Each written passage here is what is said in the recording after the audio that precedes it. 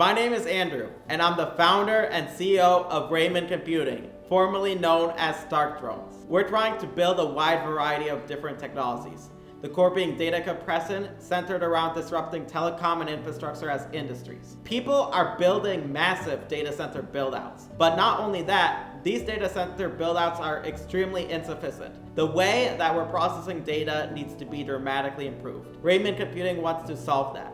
We have our own compression algorithm that's targeting up to a 90% data compression ratio, if not more. Not only that, but we have our own codecs, meaning we created a wide variety of file formats that we want standardized. And we also work on our own form of computing that wants to target up to 50x cheaper, more cost-effective computing, and we're trying to also do cheaper telemetry as well. We have a whole IP portfolio, including the core technologies being signal compute and data compression. Our signal computing method is registered in the US. The data compression patent have been registered in both the US and China and granted in both countries. Not only that, but the data compression patent have been cited by IBM. We want to make the world a more connected place. We believe Riemann Computing is on the verge of something exciting, including changing the world of AI, how people have workflows, how people communicate, how people connect. Don't just take my word for it. We have an entire archive